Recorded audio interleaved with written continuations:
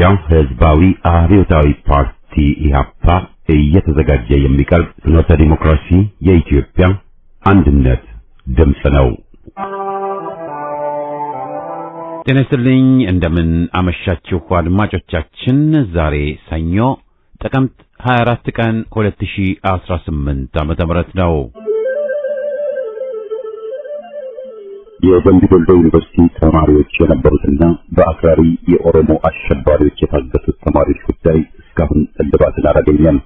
ብዙዎቹ ልጃገረዶች የሆኑት እነዚህ የአማራ ወጣቶች ከታገቱ ሰኞ ጥቅምት 24 ቀን 2128 ቀናት አለፋቸው። የወጣቶቹ ሰቆቃ ያብቃ እንበል። እስከ መቼ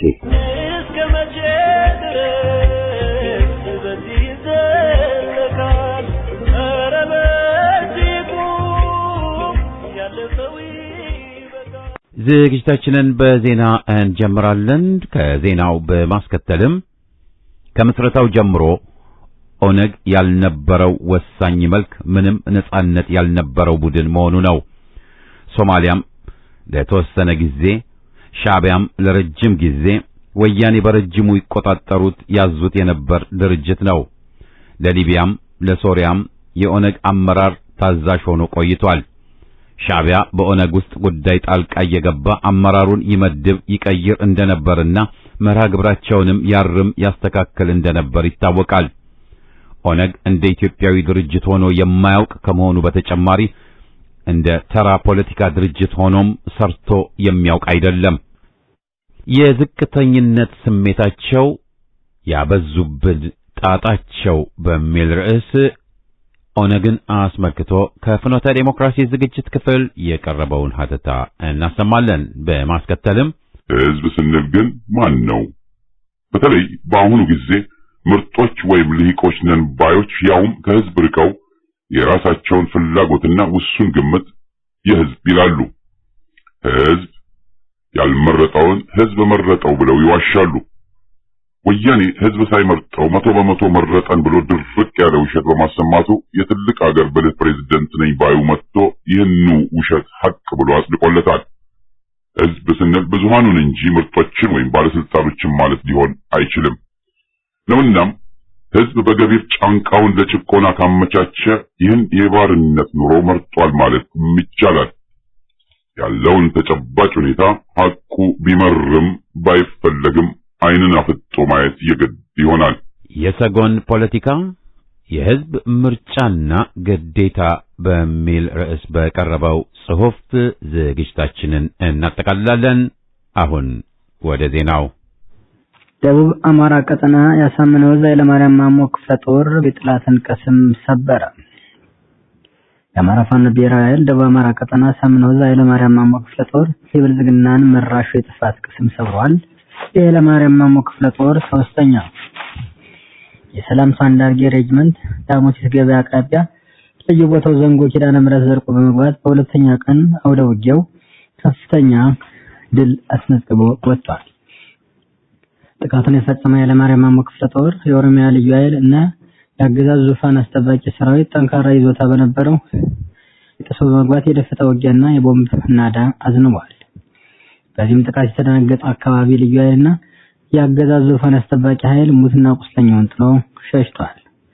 መራር ሽንፈቱን መቀበል ያቃተው የኦሮሞ ልዩ ኃይልና የአገዛዙ ግትልትል ኃይል በንጹሃን ላይ የሚያደርገው ጭፍጨፋ በመቀጠል ንጹሃንን በማሰርና የ8 ዓመት ልጅ በግፍ በመግደል የተለመደውን ግፍ ፈጽሟል። ሌባ የተለቀመ ነው፣ አንድነቱ ሊበሰር ጥቂት ጊዜ ቀርቷል ሲሉ የጎንደር ፋኖ አመራሮች ገለጹ። የጎንደር አደረጃጀት ሊበሰር 99.9% የደረሰ ሲሆን የሁለቱ አደረጃጀት ያሉ የፋኖ ኃይሎች በጋራ ያደረጉት ካለው አስደናቂ ታሪካዊ ጀብድ በተጨማሪም ሌላ ከፍተኛ የሆነ ድል አስመዝግበዋል። ከማክሰኝት ከተማ ወጣ ብላ በምትገኝ አንዲት የገጠር ጫካማ ሰፈር በተደጋጋሚ ፋኖን መስለው የሚዘርፉበት አካባቢ ነች የተባለ ሲሆን በዛሬው ዕለት አንድ በመካናይዝድና በብረታ ብረት ስራ ላይ የተሰማራ የተባለ ወጣት ከከተማው ዕቃ ጭኖ ወደ ባር በሚወጣበት ጊዜ እኚህ ሌቦች ከከተማ በደረሳቸው ሌባ ጥቆማ ይህን አካል በቁጥጥር ስር ለማዋል ከፍተኛ የሆነ ግብግብ ሲያደርጉ ተይዘዋል። ይህን ክስተት የሰሙት በ4 ኪሎ ሜትር ርቀት ላይ የነበሩት የአማራ ህዝብ የቁርጥ ቀን ልጅ የኢትዮጵያ ትንሣኤ አብሳሪ የሆኑት የፋኖ ኃይሎች አካባቢውን ሰፊና አጭር ከበባ በማድረግ በአስደናቂ ጥበባዊ ኦፕሬሽን ግለሰቡን በ40 ደቂቃ ውስጥ ሁለቱንም በመደምሰስ ከባንዳዎችና ሌቦች እጅ ያለምንም ጉዳት ፈልቅቀው አውጥተውታል። የአማራ ፋኖ ብሔራዊ ኃይል ምዕራብ አማራ ቀጠና ቴዎድሮስ ዕዝ መተከል 4ኛ ክፍለ ጦር ፈንድቃ ከተማን በሁለት ወራት ውስጥ ለአራተኛ ጊዜ ተቆጣጠረ። የወሮ መብረቅ 4ኛ ክፍለ ጦር ፈንድቃ ከተማ ሙሉ በሙሉ በመቆጣጠር አጥቦ ውጊያውንም እንደቀጠለ ሲሆን የውጊያው ጥበብ የተቸረው ፋኖ ያረመነውን ያገዛዙ ኃይል እንደቀጠል አርግፏል። ያገዛዙ ጨፍጫፊ ኃይል 47ኛ ክፍለ ጦር ድባቅ መታ። የአማራ ፋኖ ብሔራዊ ኃይል ምስራቅ አማራ ቀጠና ሚኒሊክ ዕዝ ላስታ ጄኔራል አሳምነው ጽጌ ኮር በግዳን ወረዳ ልዩ ስሟ ወይራ በር በተባለች ቦታ መነሻውን ከሙጃ ከተማ ከሌሊቱ 7 ሰዓት በማድረግ የአማራ ፋኖ ብሔራዊ ኃይል ምስራቅ አማራ ቀጠና ሚኒሊክ ዕዝ በላስታ ጄኔራል አሳምነው ጽጌ ስር የሚገኘው ጥራሪ ክፍለ ጦር የትግስት ሻለቃን ለማፈን ጥረት አድርጎ የነበረ ሲሆን ጥላት አንገት አስደፊ ኪሳራ ገጥሞታል። በነበረው ወደ ውጊያ ጥላት ላይ ያለ የሌላ ኃይሉን ከመድፍ እስከ 107 በመጠቀም በአካባቢው ከበባ ድብደባ ቢያከናውንም ያልጠበቀው ነገር ገጥሞታል። ወደ ውጊያውም የተገኙ ቁሳቁሶችና ምርኮችም ጥቁር ክላሽ 3፣ የክላሽ ተኳሽ 500፣ የብሬን ተኳሽ 200 እና የተመረከ ኃይል ከ10 በላይ የቆሰለ ሻለቃን ጀምሮ 8 የተደመሰሰ ደግሞ 5 ሲሆን በአጠቃላይ ጥላት ከባድ ኪሳራ ደርሶበታል። መዳረሻው ድልና ነጻነት የሆነ የአማራ ህዝብ የልና ተጋድሎ ተጠናክሮ የቀጠለ ሲሆን የአማራ ፋኖ ብሔራዊ ኃይል ምስራቅ አማራ ቀጠና ግዙፍ ላስታ ጄኔራል አሳምነው ጽጌ ኮር ጥራሪ ክፍለ ጦር ቃል አቀባይ ፋኖ ሞላ ተመስገን መረጃውን አድርሷል። ወደ ፋኖ የሚቀላቀሉ ማንኛውም የጸጥታ አባላት ላይ ከፍተኛ ጥንቃቄ መደረግ እንዳለበት ተገለጸ። በገበያ ቀናት ጨምሮ በመደበኛ ጊዜያት ቀበቶ መስቀልና ሌሎች ዕቃዎችን በመያዝ ወደ ገጠራማ ቀበሌ የሚንቀሳቀሱ ነጋዴ መሳይ የመንግስት መረጃዎችን በተመሳሳይ በስጋት መከታተል እንዳለበት ተጠቁሟል። የቀን ሰራተኛ በመምሰል ወደ አጨዳ የሚሄዱ ጸጉር ልውጥ እንደተሰማሩ የራሳቸው የውስጥ ሰዎች እየነገሩ ሲሆን ህፃን የሚመስለው ዲያቆንና ሌሎች ወጣቶች በፋኖ ላይ ተሰማርተዋል ተብሏል። አጠቃላይ ቆቦ ዙሪያ የሚገኙ ካቢኔ የእያንዳንዱ በግሉ በስሩ 5 የመረጃ ሰዎች መልምሎ በዘግና እንዲታደግ ትዕዛዝ መተላለፉ ታውቋል። ቤተሰብ፣ ጓደኛ፣ ወዳጅና የቀን ወጭ የሚያሳስበው ሱሰኛ ሁሉ የዚህ ተልዕኮ ተሳታፊ መሆኑ ተገልጿል። በቁርጠኛ ተጋድሎ እንጂ ገዳይን በማለማመጥ ነፃ የወጣ ህዝብ በዓለም ላይ የለም ሲሉ አንቂዎቹ ገለጹ። በአርሲ ዞን በጉና በመርቲ በሸርካና በሆሎንቆ ዋቢ ወረዳዎች የኢትዮጵያ ኦርቶዶክስ ተዋሕዶ ቤተክርስቲያን እምነት ተከታዮችና ካህናት በተለይም አማራዎች ላይ ሲፈጸም የቆየው ግድያና ስቃይ እጅጉን ተባብሰው ቀጥሏል። የአማራ ፋኖ ወደ ጫካ የገባው ዋና ምክንያት አገዛዙ በአማራ ህዝብ ላይ በቤተ እምነቶች ላይ የሚፈጸመውን መዋቅራዊ ጥቃት እንዲያቆም በተደጋጋሚ በሰላም መንገድ ጥያቄዎችን ሲጠይቅ አገዛዙ ይህንን ጥያቄ ከመስማት ይልቅ በጩኸት በመምሰል ወደ ሙሉ ዞር ማጥፋት ጦርነት በመግባት እንደሆነም መላው ህዝቡ ያውቃል። የመዋቅራዊ ጥቃት ያገዛዙ ወደ ስልጣን ከወጣበት ጊዜ ጀምሮ እጅጉን ተባብሶ በሁሉም የኢትዮጵያ ክፍል ካህናትና መሻይኮች በኦርቶዶክስና በእስልምና ምዕመናን ላይ በግልጽና በስውር ጭፍጨፋ ሲፈጸም ከመቆየቱም ባሻገር በአርሲ አካባቢ የተፈጸመው ማንነት ተኮር ጭፍጨፋ የዚሁ ነጸብራቅ መሆኑ የአደባባይ ሀቅ ነው። በዝምታ እየታየ ሁሉ ያገዛዙ ጥፋት እቅድ እንዲቀጥል ድጋፍ እየተደረገለት መሆኑ መታወቅ ያለበት ሲሆን በሰው ልጅ ልቂት ማዘን ሰብአዊ ባህሪ ቢሆንም በቁርጠኛ ተጋድሎ እንጂ በሐዘንና እርግማን ነፃ የወጣ ህዝብ በዓለም ላይ የለም ሲሉ ህዝቡን በንቃተ ህሊና መንቀሳቀስና ትግሉን ማቀጣጠል ራስን የሚከላከልበትና መብቱን ለማስከበር የሚያስችል ቁመና ላይ መገኘት እንዳለበትም መልእክት ተላልፏል። በመጨረሻም በዚህ በአገዛዙ ይሁንታ በሚደረግ አሰቃቂ ኢሰብአዊ የጭካኔ ድርጊት የወደቁ ሰማዕታትን ነፍስ ማር እያልን ለኢትዮጵያ ኦርቶዶክስ ተዋሕዶ ቤተክርስቲያን ምዕመናንና ለሰማዕታቱ ቤተሰቦች መጽናናትን እንመኛለን ብለዋል። የዕለት ዜና በዚያ በቃ።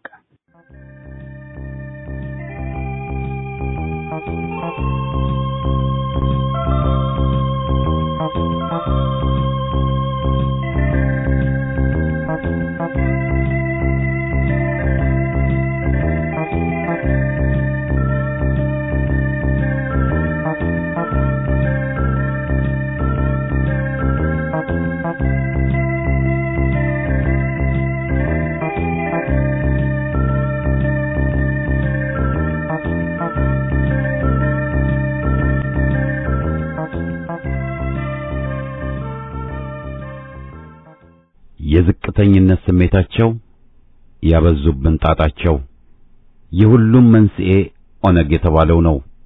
ኦነግ ደግሞ ውልደቱ ከባህር ሳይሆን ከሶማሊያ ሻዕቢያና ግብጽ ከጸረ ኢትዮጵያ አረቦች ነው። ይህን ጸረ ኢትዮጵያ ክስተት ተጨማሪ እስትንፋስ የሰጡት የቆዩ የአገራችን ጠላቶች እንግሊዝና ኖርዌይ ናቸው። እንግሊዝ በኤርትራ እንዳደረገችው ሁሉ ወለጋን ገንጥላ ልትገዛ ፍላጎትና ምኞት ነበራት፣ ከሽፎባታል። ምኞቷን ስላልተወች ግን ኦነግን ተጠቅማ ከግቧ ለመድረስ ስትዳክር ቆይታለች።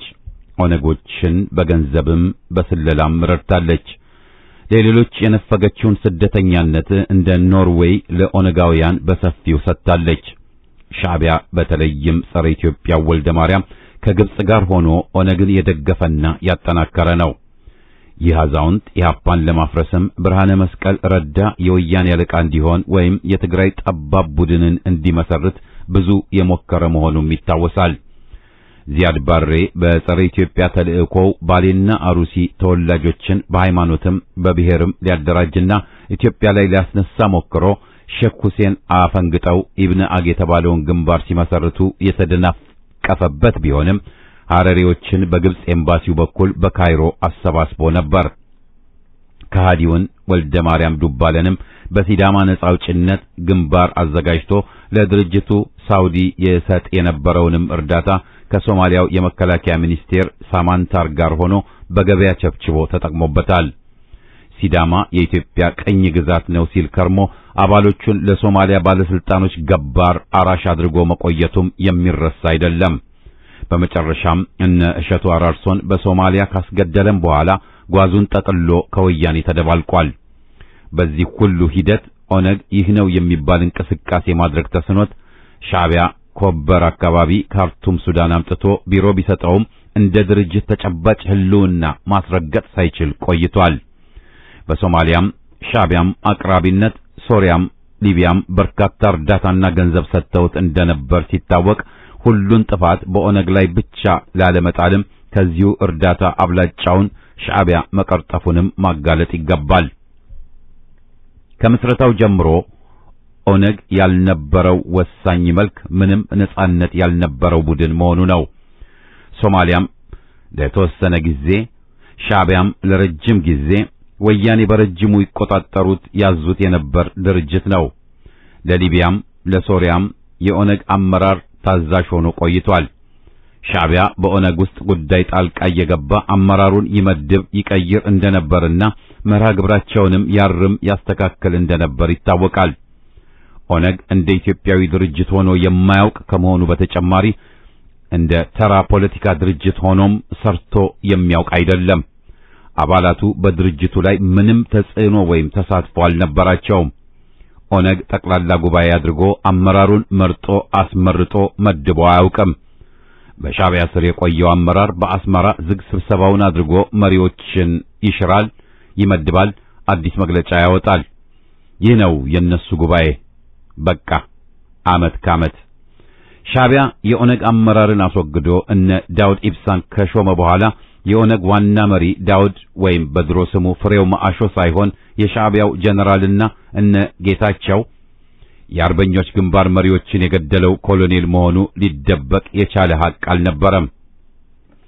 የወያኔው ኮሎኔል ለስልጣን ሲበቃም ለማ መገርሳ ወደ አስመራ ተጠርቶ ዓለምንም ቅድመ ሁኔታ ኦነግን በክብር ወደ አዲስ አበባ እንዲጋብዝ ያደረጉት ሻዕቢያ፣ ሳውዲና ኤሚሬትስ ናቸው። የተከተለውን ችግር ይኸው እየኖርነው ነው። ሸኔን አሰልጥኖ በትግራይ በነስባት ነጋ አስተናጋጅነት ወደ ኢትዮጵያ የመለሰውም ሻዕቢያ ነው። ታሪክን የመርሳት ድክመት ይጠናወታናልና ነው መድገሙ ግድ የሆነብን። አዛዥ ናዛዥ ሆኖ ሲጫወትበት የባጀውንም የግንቦት ሰባት ቡድን መሪዎች በዘረኛው ኮሎኔል መጋዣነት እንዲሰለፉ ያደረገው ይኸው ሻዕቢያ ነው። ቡድኑ በትንትኑ ቢወጣም ዋናው ቡከኑ መሪያቸው አሁንም የዘረኞች ሚኒስቴር ሆኖ ኢትዮጵያን እየጎዳ ነው። ይህ ሁሉ ግልጽ የሚያደርገው ነጻ ድርጅት መሆን ያቃታቸው ቡድኖች ትላንትም ዛሬም ምን ያህል አገራችንን እንደበደሉ እንደጎዱ ነው።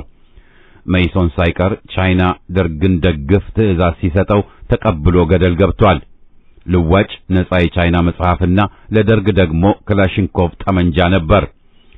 የዝቅተኝነትን ስሜት እንደ ሐር ሱፍ ተስማምቶበትና አማረብኝ ብሎ የለበሰው ኦህዴድ ነጻ ሆኖ መቆም ተስኖት ጌታ እየቀያየረም አንዴም ለኦሮሞ ሕዝብ አኩሪ ታማኝ ተጠሪ መሆን አቅቶት የገዳን የባህር ወጣን ቡትቶን አጥልቆ በሕዝብ ላይ በአጠቃላይ መርገም ሆኖ ጥፋትን አስፍኖ ይገኛል። ኦነግ አልን ኦህዴድ፣ ሸኔ አልን በአዴን፣ ኦሮሞ ብልጽግና አልን በደፈናው በጠቅሉ ብልጽግና፣ ሁሉም ለጸረ ሕዝብ፣ ጸረ አማራ፣ ጸረ አፋር፣ ጸረ ኢትዮጵያ አውሬ ቡድን የተሰጡ የሽፋን ስሞች ናቸው። ዘረኞችን በህብረት ትግል እናስወግድ። ድል ለኢትዮጵያና ሕዝቧ ይሁን።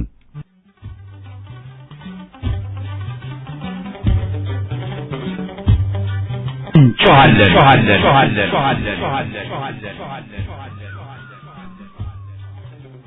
ሕዋሳችን በድኖ እስትንፋሳችን እስኪገታ ሕያው አካል ምስጥ በልቶት እስኪዋጥ በዝምታ ልሳን ሸረሪት አድርሶበት ሕያውነቱ እስኪያከትም ትንታግ እሳት እስኪስለመለም ነበልባሉ እስኪጨልም እንጮሃለን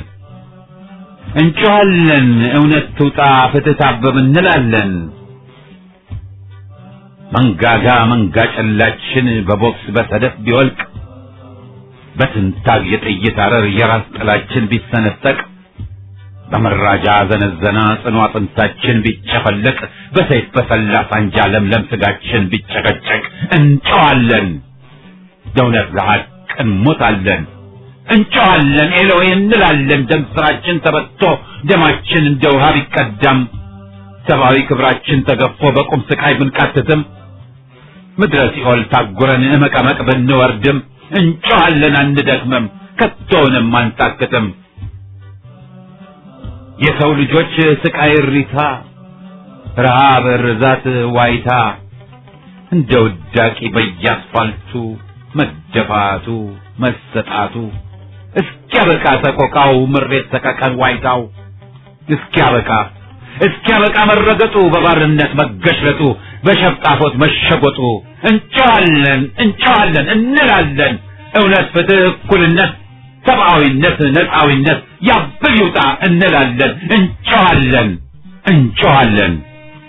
እንጮሃለን።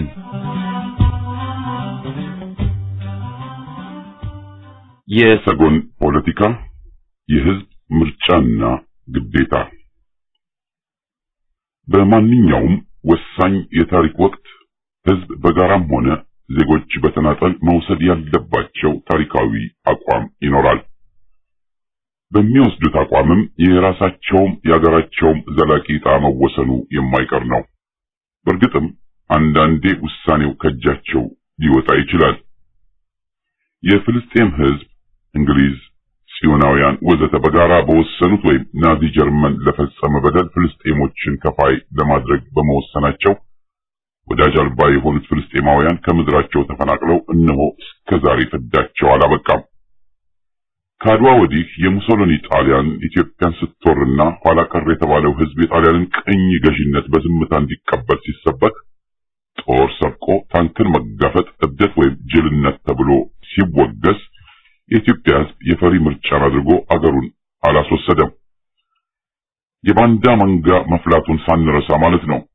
የአርበኞች መስዋዕትነት ነፃ አገርን መጪው ትውልድ እንዲረከብ አስቻለ። እንግሊዝም በጣሊያን ቦታ ሊተካ ሲከጅል ጀግና ኢትዮጵያውያን እሺ እንደማይሉ ግልጽ አድርገውለት ምኞቱ በዚያው ቀርቶ ይኸው እስከዛሬ ቁርሾውን ቂሙን ለመወጣት ኢትዮጵያን ለመከፋፈል ሲጥር እያየነው ነው። ህዝብ ነገ አሸናፊ ባይሆን ከነገ ወዲያ ግን ማሸነፉ አይቀር እንደሚሆን ግልጽ ነው። ዋናው ግን ምን አይነት ምርጫ ያደርጋል? መታገል ወይስ እጅ መስጠት የሚለው ነው። የአፄው አገዛዝ ጠንካራ ነው። ህዝብም አልተማረም አልነቃም በሚል ለስርዓቱ ዘለዓለማዊነት የሰጡት በየካቲት አብዮት አፍረዋል። ለደርግም ያደሩና በወንጀሉ የተሳተፉ የሚሸነፍ አልመሰል ብሏቸው ጉድ እንደሆኑ የሚረሳ አይደለም። ለከርሳቸው ሲሉ ለወያኔ ያደሩ ወይም በዘረኝነቱ ተካፋይ በመሆን ጥቅማ ጥቅምና ፍርፋሪ ፈላጊዎች ነገ ወያኔ ሲወድቅ የሚጠብቃቸው ምን እንደሚሆን መገመት ያቃታቸው እነሱ ብቻ ናቸው። የህዝብ ውሳኔ በጋራም ሆነ በተናጠል የሀገርን ዕጣ ወሳኝ መሆኑ መታወቅ ያለበት ነው። ህዝብ ስንል ግን ማን ነው? በተለይ በአሁኑ ጊዜ ምርጦች ወይም ልሂቆች ነን ባዮች ያውም ከህዝብ ርቀው የራሳቸውን ፍላጎትና ውሱን ግምት የህዝብ ይላሉ። ህዝብ ያልመረጠውን ህዝብ መረጠው ብለው ይዋሻሉ። ወያኔ ህዝብ ሳይመርጠው 100% መረጠን ብሎ ድርቅ ያለ ውሸት በማሰማቱ የትልቅ አገር ብልህ ፕሬዝደንት ነኝ ባዩ መጥቶ ይህኑ ውሸት ሐቅ ብሎ አጽድቆለታል። ህዝብ ስንል ብዙሃኑን እንጂ ምርጦችን ወይም ባለስልጣኖችን ማለት ሊሆን አይችልም ነውናም ህዝብ በገቢር ጫንቃውን ለጭቆና ካመቻቸ ይህን የባርነት ኑሮ መርጧል ማለት ይቻላል። ያለውን ተጨባጭ ሁኔታ ሐቁ ቢመርም ባይፈለግም ዓይንን አፍጦ ማየት የግድ ይሆናል። ጨቋኝ በዝምታ ሆነ በማጉረምረም ከቻልነው ምርጫችን ይኸው ነው ማለት ነው። ራስ ደፍቶ ለመገዛት ማጠየቂያ ቢደረደርም ሐቁን መሰረዝ አይቻልም። አመጽ ተቀስቅሶ ግና ለድል ባይበቃም ህዝብ እየታገለ ነው ማለት ይቻላል። ሰጎን አንገቷን ባሸዋ ስትቀብር እሷ ካላየቻቸው አሳዳጆቿ የሌሉ የተነኑ ይመስላታል። የሰጎን ፖለቲካ ዓይንን ጨፍኖ ሐቅንም አላይ አልቀበል ማለት ነው። ታሪክን መርሳት ነው። ነጋ ጠባ በጠላት መጃጃልና ሰለባ መሆን ነው። በጦርነት ስልት መጽሐፉ ሱንዙ ጠላትህን እወቅ ራስህን እወቅ፣ 100 ውጊያ ብታካሄድ 100ንም ታሸንፋለህ ብሎ ነበር። በተለይ ራስን ማወቅ ትኩረት የምንሰጠው ወይም ልንሰጠው የሚገባ ነጥብ ነው። ትግላችን ባያሌው የተጎዳው ራሳችንን ማወቅ ተስኖንና ታሪክን ረስተን እጣችንን ለሚከዱን ወይም ህዝብን ከድተው ወንጀል በህዝብ ላይ ለፈጸሙት አሳልፈን ስንሰጥ ነው። ወያኔ ለስልጣን ከበቃ በኋላ እንኳ የህዝብ ትግል መሪ አድርገን የቆጠርናቸውም ኩም ያደረጉን ያስጎዱንን ማስታወሱ በቂ ነው። የብቃት ጉድለት አንድ ነው፣ ግን ባለቆሻሻ ታሪክ የሆኑትንና ወንጀል የፈጸሙትን ሁሉ ማቀፍ ያመጣብንን መዘዝ ቀላል አለመሆኑን ማመን ያስፈልጋል። ውሻ ጭራውን ነክሶ እንደሚገባው አዙሪት ሳይሆን ያጠፋ አጠፋው ሳይል ይባስ ብሎ ወንጀሉን ክዶ ዳግም በህዝብ ደም ሊነግስ ሲነሳ ዝም ብሎ አለመቀበል በቂም አዙሪት መግባት አይደለም። ሆብለን ያቀፍናቸው ከትግል አካባቢ እንዲርቁ ሊደረግ ሲገባ በየዋህነት መሪ እየተባሉ ችሎታውም ቁርኝቱም ህዝባዊነቱም ያጥራቸውና ዶሮ ሶስቴ ሳይጮህ ያመነባቸውን ህዝብ ይከዳሉ። ለዶሮ ሲነግሩ ምጥማጥ ይሰማል እንዲሉ ለወያኔ ጥቅምና ዕውቀት ላለመስጠት በማሰብ እገሌ ማለቱን ትተን ብንቆይም እየበዛ ሲመጣ እሱ ማለቱ የግድ የሚሆንበት ጊዜም ይመጣል፣ መጥቷልም ማለት ይቻላል። ዴሞክራሲ የጠማው ህዝብ በጋራ ተነስቶ ፋሽስቱን ደርግ በሚታገልበት ጊዜ የዚህ አረመኔ አገዛዝ ካድሬ ገዳይ ተሿሚ የሆኑ ዛሬ በያሉበት ራሳቸውን ተቃዋሚ ብሔረተኛ ወይም የህዝብ ጥቅም ጠባቂ ነን ብለው ብቅ ቢሉ ወንጀላቸውን ቁም ነገር ሳይቆጥሩ አሁንም ለህዝብ የቆሙትን ሊያጠቁ ሲነሱ እነዚህ ጸረ ህዝብነታቸውንና ጸረ ዴሞክራሲያዊነታቸውን በገቢር ያረጋግጡ በተአምር የህዝብ ወገን የህዝብ መሪ እንዲሆኑ እድል መስጠት ስህተት ነው። ራስህን እወቅ ካልን ዘንድ የህዝብን ጎራ ከነዚህ ተባዮች ማጽዳት ያስፈልጋል። መሪንም በጥንቃቄ መምረጥ፣ ሊከበር የማይገባውንም አለማክበር ያሻል። ከደርግ ያበሩና በግድያው የተሳተፉ ወይም ጠመንጃ በእጃችሁ ነው በሏቸው ያሉ፣ በቀይ ሽብር አገዛዝ የተደሰቱ፣ የታገለን ትውልድ በጅምላ የሚያወግዙ፣ ጀግኖችን ለጣሊያን የተገዙ ባንዶች ብለው የሚከሱ፣ አረመኔዎቹን ሟቾቹን መለስን ክንፈን የሚያሞካሹ፣ ከስልሳዎቹ እስከ ዛሬ ሰልፋቸው ከጸረ ህዝቦችና ጸረ ኢትዮጵያ ኃይሎች ጋር የሆነውን የህዝብን ህልውና የሚክዱ በአርአያነት ሊጠቀሱና አንቱ ሊባሉም የሚችሉ አይደሉም። ህዝብን ይቅርታ ያልጠየቁ የደርግ ኢሰፓ ባለስልጣኖች፣ ወንጀለኞች እንዲሁም ወያኔዎች እንደ ተቃዋሚ በህዝብ ጎራ ሊገቡ ሊፈቀድላቸው አይገባም ማለት ነው። ይህ ቂም በቀል ሳይሆን ታሪክን አለመርሳትና ሰማዕትን ማክበር ነው። ትግልን ከጥፋት መከላከል ነው። የሰጎን ፖለቲካን ትቶ ሐቁን መቀበል መናገር ነው። ራስን ማወቅ ነው አሸናፊ ሆኖ ለመገኘት። ሰው አለ ሀገር መሬት ያለ ዘር እንዲሉ ነውና የተረከብናትን አገር ወያኔ ሲያጠፋትና አገር አልባ ሊያደርገን ሲነሳ እምብኝ ብሎ መነሳቱ፣ መሬታችንን የወሰዱትን ማሳደዱና መምታቱ፣ ወያኔን የጠላትም ጠላት ብሎ ድራሹን ማጥፋቱ የህዝብ ውሳኔ መሆን ይገባዋል። የተቃዋሚውና የህዝብ ጎራ ጸርቶ ይህን ቆራጥ አቋም ከያዘ የወያኔ የስልጣን ዕድሜ አጭር እንደሚሆን ጥርጥር የለውም። ገዢዎች ህዝብን ማታለል ጥቅማቸው እንደሆነ ሁሉ አስመሳይ ተቃዋሚዎችም ትግልን ወደ ንግድና ትርፍ ለውጠው ህዝብን ሐሰት አብኩተው ጋግረው እያጎረሱ ደንቃራ ሆነው ይቀጥላሉ። ትናንት አታለውን ዛሬም ሊደግሙ ሲነሱ ጆሮ ከሰጠናቸው ተጠያቂዎቹ እኛው ራሳችን ብቻ ነን። ከዚህ ቀደም በፍኖተ ሬዲዮ የሚከተለውን መልእክት አስደምጠን ነበር። ዛሬ ሁኔታው ጨለምለም ብሎ ሲያበሳጭና ቀቢጸ ተስፋን ሊያሰፍን ሲዳዳው አንዳንዶች የነገ የኢትዮጵያን ዕጣ ፈንታ ባዕዳን የሚወስኑ መስሏቸው ቢገኙ የሚያስገርም አይደለም። የኢትዮጵያን ዕጣ ክፍል ወሳኞቹ ባዕዳን ሳይሆኑ የኢትዮጵያ ህዝብ ነው። ይህ ህዝብ ደግሞ የወያኔን የዘር ፖለቲካ የማይቀበል በሀገሩ አንድነት የሚያምን ነው።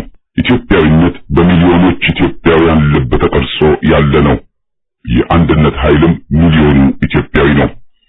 በመሆኑም ይህ ህዝብ ኃላፊነቱንና አገሩን አሳልፎ እስካልሰጠ ድረስ የአገሩን ዕጣ ማንም ባዳ ቅጥረኛና ተገንጣይ አይቀልድበትም። ባለው ሁኔታ በባዕድ አገር በተለይ ያሉና የባዕዳንን ድጋፍ ወይም ገንዘብ ያገኙ ክፍሎች የኢትዮጵያ ህዝብ የነገ ዕጣ በእነሱና በጡት አባቶቻቸው የሚወሰን ይመስላቸዋል።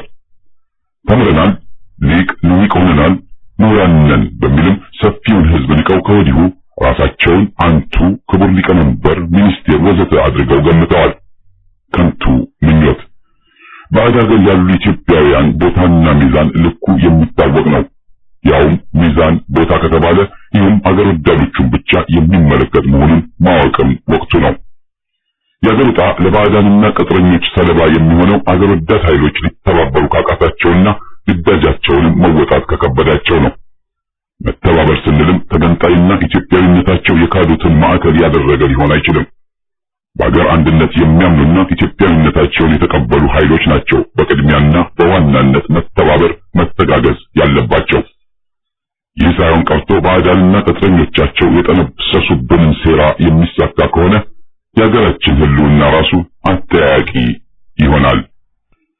የምንወስደው ምርጫና የምናደርገው ውሳኔ የሀገራችንን ህልውና የሚነካ ይሆናል የሚለው በተለይም ወዳጅና ጠላትን መለየት አቅቶን በዚያውም መፍትሄ ያልነው ጭራሹኑ ጉዳት አብዢ ሲሆን በግሃት የሚታይና ክርክርንም የማይጋብዝ ጉዳይ ይሆናል። ህብረት ከማን ጋር በሚለው የተፈጸሙ ስህተቶችን ማስታወስ ይበቃል። የወያኔ ቅጥረኞች ጋርም ህብረት ተሞክሮ ነበር፣ ከግንጣዮችም ጋር እንዲሁ። መፍትሄው ድርጅት የሚባሉትን ትቶ እንዲያው መሰባሰብ ተብሎ ሙሽንብር ተፈጥሯል። የአገር ጉዳይ ባይሆን አስቂኝ የሚሆነው የስደት መንግስት ምስረታ አማራጭም በዚህም ላይ የኔ አለበት ቀርቦ እስካሁንም ሊያምስ ይጥራል። ግንባር ቀደም እኛ ብቻ፣ የህዝብ ተጠሪዎች እኛ ብቻ የሚለው ጊዜ ያለፈበትም አቋም አሁንም አንዳንዶችን ይወዘውዛል። ጥሬ ጸረ ሶሻሊስትነት ሊያራግቡ የሚቃጡና አፍቅሮ አሜሪካ የሚያስጓራቸውም አሉ። የወደቀና ያለቀለትን አገዛዝ እና ስርዓት ሊመልሱ በቁማቸው የሚቃዡም አሉ። የትግሉን ትኩረት መረዳት አቅቷቸው የካቶሊኩ ጳጳስ ሳይቀር ያወገዘውን ሰው በላ ስርዓት በላያችን ሊጭኑ አንዳንዶች ይፈልጋሉ።